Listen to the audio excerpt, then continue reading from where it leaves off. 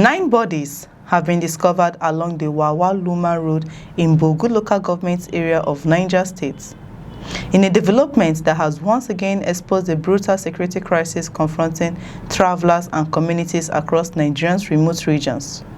According to Punch, the Niger State Police Command has confirmed the recovery, saying that victims were suspected to have been killed by bandits while traveling along the road.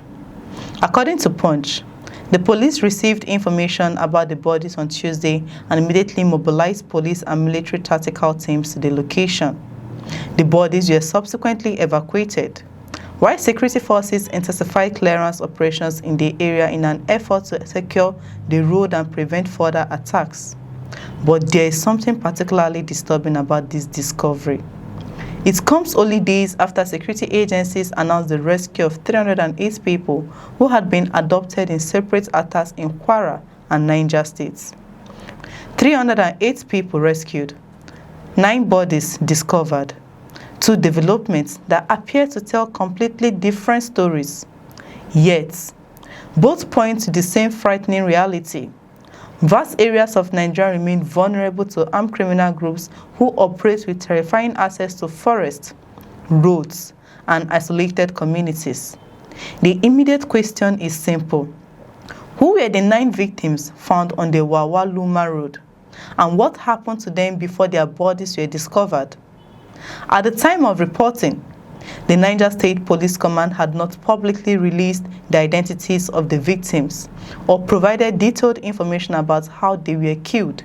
We got that report the earlier of the day around 2 a.m. where we were told that this group of people, insurgents, the suspected armed bandits, quickly deployed tactical units led by the Deputy Commissioner of Police in charge of operations with other tactical units of the command to proceed. And it's not just the police command, we also have the military component who are also on ground, and the intelligence agency and other security agencies. So we are firmly on ground, but I can assure you all hands are on deck, the support of the Niger State government and every persons who are supposed to assist security agencies, even the locals assisting the security agencies with the required information and with the necessary things we need to put in place. So all of us are on deck and we are doing what is expected of us. Police spokesperson Wasiu Abiodun confirmed that the victims were suspected to have been killed by bandits, but the full circumstances surrounding the incident remain under investigation. That distinction is important. The recovery of the bodies is confirmed. The suspicion that bandits are responsible has been stated by the authorities, but the exact sequence of events that led to the deaths of these 9 people still needs to be established. And this is where the story becomes much bigger than 9 bodies on a road. The Wawa-Luma Road is located in an area where large stretches of forest provide cover for criminal groups. In parts of Niger State, the combination of difficult terrain, remote settlements, and long stretches of road can create enormous challenges for security agencies. For travelers, the danger is obvious. A road that should simply connect communities can become an opportunity for armed groups to intercept vehicles, abduct passengers, or attack travelers. Once victims are taken away from populated areas and into forests, the advantage shifts dramatically towards the criminals. They know the terrain.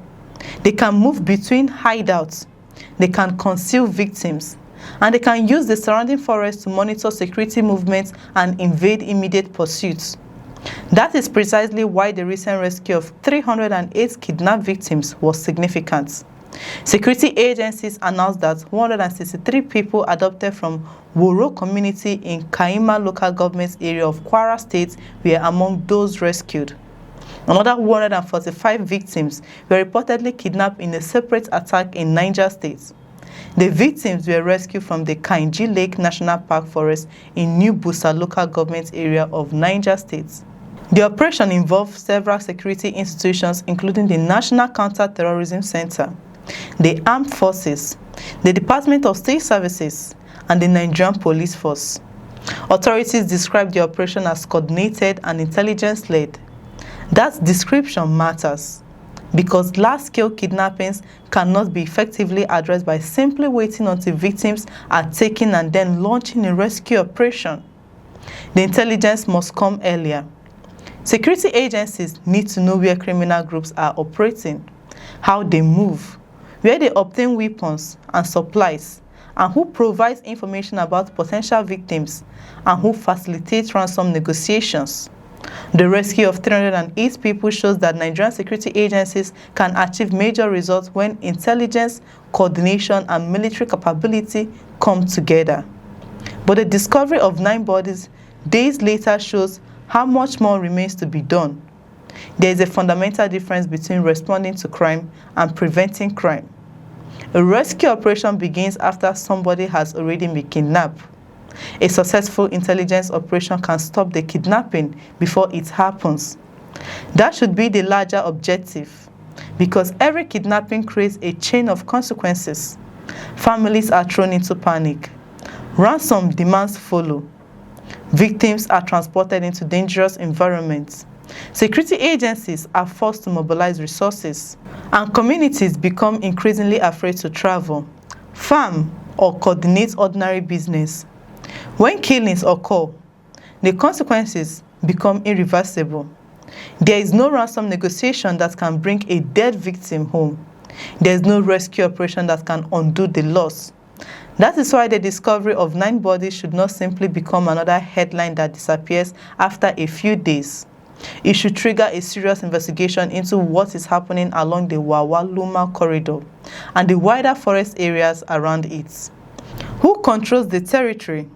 How frequently are attacks taking place? Are there established kidnapping camps nearby? Are they the same criminal groups responsible for attacks in other communities? And perhaps most importantly, are there intelligence gaps that are allowing these groups to operate for extended periods without being detected? These questions matter because the criminal economy surrounding kidnapping depends on continuity. Kidnappers need territory. They need information.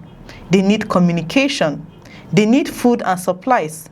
They need people who can identify vulnerable targets, and they need access to routes through which they can move victims without immediate interception. Breaking that chain is far more effective than simply waiting for the next kidnapping before responding. At the same time, authorities must be careful not to connect unrelated incidents without evidence. There is currently no confirmation in the information available that the 9 people found dead on the Wawa-Luma road were among the 308 victims rescued during the recent operation. The 2 developments happened within days of each other, but that does not automatically establish a direct connection. Investigators will have to determine who the 9 victims were, where they came from, how they were attacked, and whether their deaths form part of a wider pattern of criminal activity. What is clear, however, is that the security situation remains extremely serious. Imagine the fear of traveling along a road knowing that armed criminals may have been hiding somewhere nearby. Imagine being a family member waiting for a loved one who has failed to return home. And imagine the devastation of receiving news that the missing person has been found dead. These are the human consequences behind the statistics. 308 people were rescued. That is a major achievement. But 9 people were also found dead. That is a tragedy. And the 2 facts can exist at the same time. Nigeria needs security operations that do more than rescue victims after they have been adopted. The country needs sustained intelligence gathering, stronger protection for vulnerable routes, rapid response capabilities, and operations designed to dismantle the networks behind these attacks. The forests cannot become permanent safe havens for criminal groups. The roads cannot become hunting grounds for bandits. And communities cannot be expected to live indefinitely under the fear that a journey home could become a fight for survival. The rescue of 308 victims offers a reason for hope. The discovery of 9 bodies offers a reason for urgency. And together, they send one unmistakable message. The fight against kidnapping and banditry cannot be measured only by the number of people rescued. It must also be measured by the number of attacks prevented, criminal networks dismantled, and lives protected. Because behind the figure of 9 are 9 individuals whose family will never see them return home. And behind the figure of 308 are hundreds of people who were fortunate enough to survive. The challenge now is to ensure that the next security operation is not responding to another list of victims, but preventing that list from being created in the first place. For more informative news reports, stay with us on First Next News. I'm Chidera Isom. Thanks for watching. We'll see you in the next report.